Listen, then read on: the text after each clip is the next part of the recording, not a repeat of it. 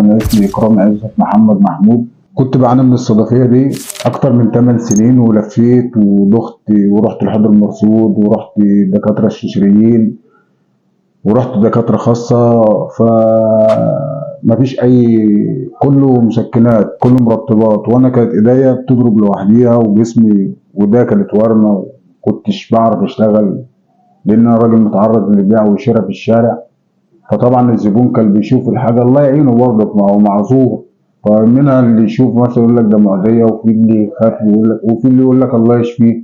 فطبعا انا راجل معايا في تانية ثانوي ومعايا في اعدادي ومعايا في ابتدائي، وانا راجل على قد حالي، يعني مثلا راجل بياع في الشارع يعني فالحمد لله مستوره.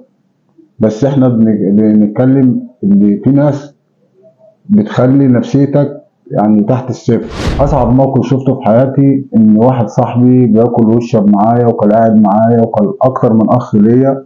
فلما كانت الحاجه بتزيد عندي فكان بيهرب مني، فدي حاجه كانت بتتعبني انا نفسيا. قاعد بتفرج على التلفزيون فجيت لقيت الدكتور طارق بيتكلم على الجين النشط والكلمات من دي، بيتكلم على حالة الصدفية. فالحمد لله جيت بقالي 9 جلسات هنا، لقينا تحسن يعني 180 درجة. أنا دلوقتي أنا اتغيرت ورجعت لشغلي والحمد لله، وراجل حاسس إن أنا واقف على رجلي. الأول ما كنتش بقدر آخد نفسي، كان عقلي مش تايه، على طول سرحان، على طول جسمي عمال يجي في دم. الأول كنت بمشي لابس القميص أفرد الكم بتاعه بداري إيديا من الناس. دلوقتي الحمد لله دينا مشمر إيديا وبقعد قدام اي حد كان بيشوفني مثلا في حاله مش حلوه، اجي قدام ده بالذات واعمل له كده الحمد لله والشكر لك يا رب.